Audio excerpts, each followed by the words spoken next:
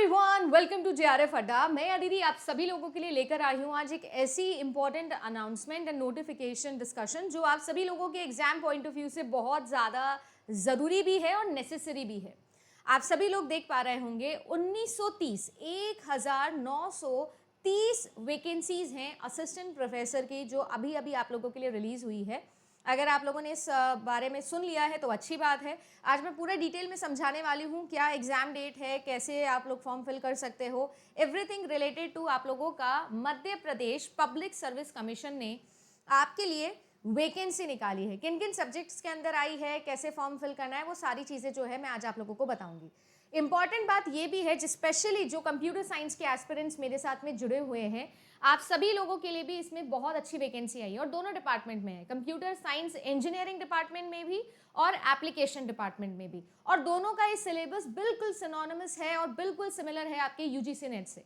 यानी अगर आप सभी लोग यूजीसी नेट एग्जामिनेशन के लिए प्रिपेयर कर रहे हो, यूजीसी नेट एग्जामिनेशन क्वालिफाई कर चुके हो, तो आप सभी के लिए ये फॉर्म फिल करना मैंडेटरी है, जरूर फिल करिएगा। आइए डिस्कशन स्टार्ट करते हैं। एग्जामिनेशन डेट की अगर मैं बात करूं तो 1/6/2025 आप लोगों की एग्जामिनेशन डेट है। तो आपके पास में काफ़ी समय है, तीसरा महीना खत्म हुआ है, अभी भी आपके पास में 3 महीने का समय है। आई मीन 2 महीने तो पूरे पूरे हैं, आप लोग काम कर सकते हो यूजीसी नेट का अगर आपने सिलेबस पढ़ा हुआ है तो। 1930 वैकेंसी आप लोगों के पास में यहाँ पर आने वाली है। कुछ इंपॉर्टेंट डेट की अगर मैं बात करूँ तो फॉर्म फिल करने की जो लास्ट डेट है वो है आपकी 26/3, यानी इस 26 तारीख को खत्म हो रहे हैं फॉर्म्स। अगर आपने अभी तक फिल नहीं किए तो फिल कर लीजिए। साथ ही साथ अगर फॉर्म की फी की मैं बात करूं तो 500 रुपए की फी है जनरल कैटेगरी के लिए और उसके बाद में थोड़ी कम होगी आपकी ऑफकोर्स रिजर्व कैटेगरी के लिए। बट यस, इंपॉर्टेंट बात यह है कि अगर मैं यहाँ पर आप लोगों के सिलेबस की बात करूँ, क्राइटेरिया की बात करूँ, है ना, और साथ ही साथ आई मीन एलिजिबिलिटी क्राइटेरिया की बात करूँ तो बिल्कुल एंड बिल्कुल वो सिनोनिमस है आपके यूजीसी नेट एग्जामिनेशन के लिए।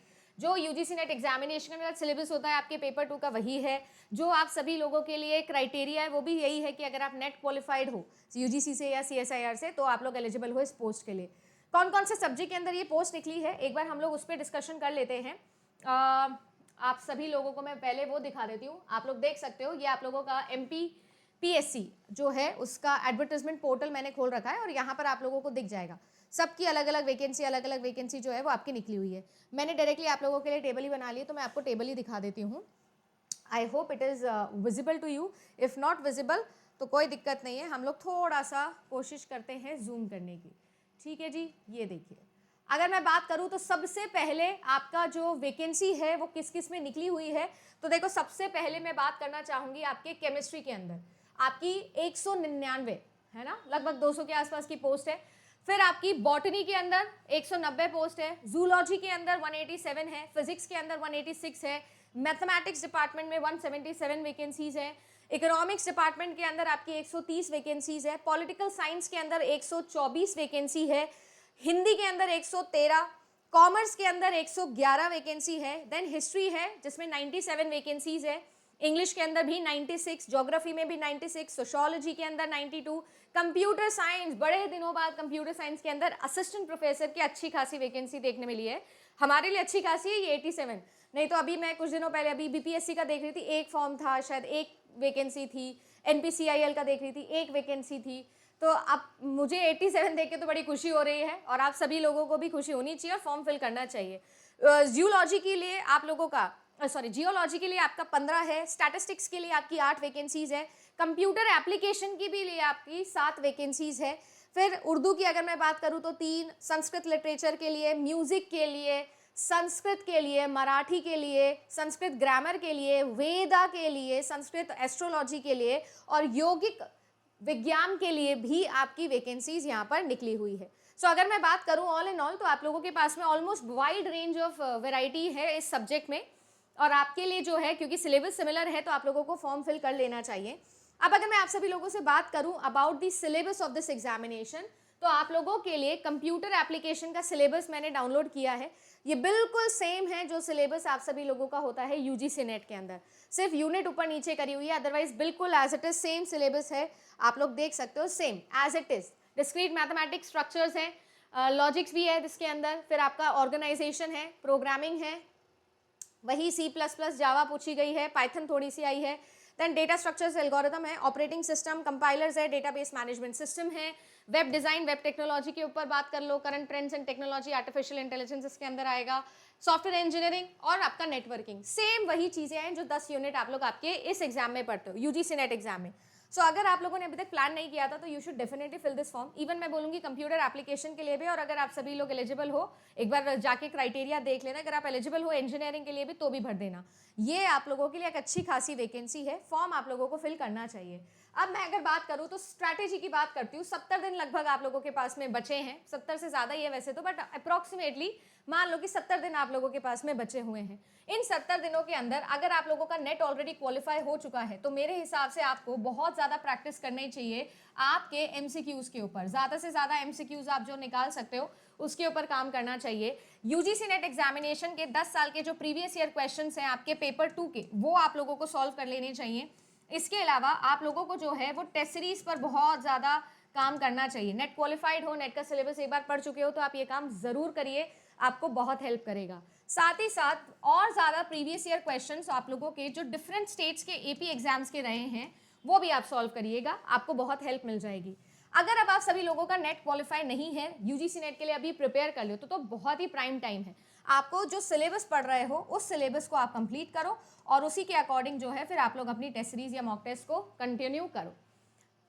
मैं ये बोल सकती हूँ कि अगर आपने यूजीसी नेट का सीएस सिलेबस पढ़ा हुआ है तो आपके लिए ये एग्जाम इतना डिफिकल्ट नहीं पड़ेगा, ठीक है। और हम लोग वैसे भी बहुत डिटेल में पढ़ते हैं। अगर आप लोग इस बैच का पार्ट हो, जेआरएफ अड्डा प्रीमियम 2025 का पार्ट हो, तो मैंने आप लोगों को इस बार सारी कवरेज जो है वो एपी लेवल तक की ही करवाने की कोशिश की है, सो दैट हम लोग और ज़्यादा डेप्थ में टॉपिक्स को पढ़ सके। अब अगर आप में से कुछ ऐसे बच्चे हैं जो फॉर द फर्स्ट टाइम देख रहे हैं और वो चाहते हैं कि वो हमारे साथ में तैयारी करें या वो टेस्ट सीरीज ढूंढ रहे हैं, तो मैं आप सभी लोगों को बता देती हूँ कि आप लोग जेआरएफ अड्डा की वेबसाइट पे जा सकते हो, जेआरएफ अड्डा की एप्लीकेशन पे जा सकते हो। यहाँ पर आप सभी लोगों को लाइव टेस्ट भी मिल जाएंगे, यहाँ पर आप लोगों को फ्री मटेरियल्स भी मिल जाएंगे एंड यहाँ पर आप लोगों को टेस्ट सीरीज भी मिल जाएगी। अगर मैं बात करूँ तो आप लोग नेट जेआरएफ पे इस तरीके से क्लिक कर सकते हो, असिस्टेंट प्रोफेसर पर भी क्लिक कर सकते हो। जैसे आप देख सकते हो कि आपके पास में एपी भी है, आप एपी पर भी क्लिक कर सकते हो। जैसे अभी एचपीएससी के लिए हम लोगों ने कोर्सेज लगाए हैं, टेस्ट सीरीज लगाई है, वैसे ही आप लोगों के लिए एमपीपीएससी के लिए भी आ जाएगा, ये भी आप ले सकते हो।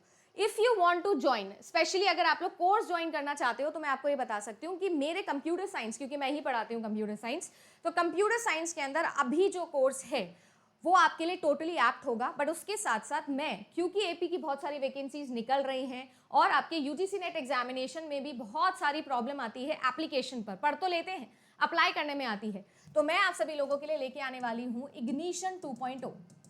इग्निशन 2.0 से मेरा मतलब ये है कि आप सभी लोगों के लिए मैं 1000 एमसीक्यूज का एक बैच लेके आ रही हूँ। 1000 एमसीक्यूज, 10 यूनिट और 1000 एमसीक्यूज मैं आपको सॉल्व करवाने वाली हूँ। और ये बैच 70 डेज का है आपके लिए, एंड तक, जब तक आपका एग्जाम है तब तक मैं यहाँ पर आपके साथ हूँ। उसकी वैलिडिटी 6 मंथ्स के लिए रहेगी, तो ऐसा नहीं है कि अभी ही आप लोग जो है वो और कर सकते हो। So if you want to enrol in this also you can come. क्योंकि इग्निशन 2.0 इसलिए क्योंकि अगर आप मेरे साथ जुड़े हुए थे तो आपको पता होगा कि इग्निशन 1.0 के अंदर जो पहला इग्निशन बैच था उसमें मैंने सारे 10 साल के यूजीसी नेट एग्जामिनेशन के कंप्यूटर साइंस के पेपर को सॉल्व करवाया है यूनिट वाइज। बिल्कुल वैसे ही इस बार मैं और वैरायटी, गेट के प्रीवियस ईयर, एपी के प्रीवियस ईयर, नेट के साथ साथ सेट और आप लोगों के बाकी सब प्रीवियस ईयर के साथ जो मैंने एक डेटाबेस बनाया है कि मैं और वैरायटी ऑफ क्वेश्चंस आपको टॉपिक वाइज करवा सकूं, यूनिट वाइज करवा सकूं, वो मैं यहाँ कर रही हूँ। So if you want to join आप ये भी ज्वाइन कर सकते हो। हाँ, एलिजिबिलिटी क्राइटेरिया के अंदर आप जरूर देख लीजिएगा कि आप लोगों को ये समझना रहेगा 2 फील्ड के अंदर आपकी वैकेंसीज है ना। तो एक आप लोगों के इंजीनियरिंग की और एक आप लोगों की जो वैकेंसी है वो है एप्लीकेशन की। तो दोनों में किस में फॉर्म डाल सकते हो, दोनों में डाल सकते हो, तो 100% देखिएगा ज़्यादा वैकेंसी इसके अंदर है, बट 7 वैकेंसी भी ठीक है, you should fill this form. इसके अलावा और कोई डाउट रह गया हो आपके मन में, आपको लगा हो कि मैं शायद वो चीज़ रजिस्टर अभी एड्रेस नहीं कर पाई हूँ, तो कमेंट सेक्शन ओपन है, बता दीजिएगा। साथ ही साथ जितना जल्दी हो सकता है आप इसकी तैयारी स्टार्ट करो, क्योंकि ये एग्जामिनेशन एक अच्छा एग्जाम है, अच्छी वैकेंसी है, सैलरी वगैरह सब एपी की है, ठीक है ना। और इसमें डायरेक्ट एग्जामिनेशन हो रहा है तो आपके एपीआई से ज़्यादा फर्क पड़ेगा आपका रिटन एग्जामिनेशन और आपके इंटरव्यू राउंड पे, राइट। तो थैंक यू सो मच, मिलते हैं आप सभी लोगों से ऐसे ही किसी और वीडियो के अंदर जब मैं आपको और ऐसी डिटेल्स बताऊंगी। बाकी अगर आप लोगों को थोड़ा सा एनालाइज करना है सीएस को लेकर स्पेशली, तो पेपर 2 कंप्यूटर साइंस की फ्री यूट्यूब क्लासेस 8 PM मैंने चलाई है। आज भी मैं डेटाबेस मैनेजमेंट सिस्टम उसमें पढ़ाने वाली हूँ, ज्वाइन कर लीजिएगा।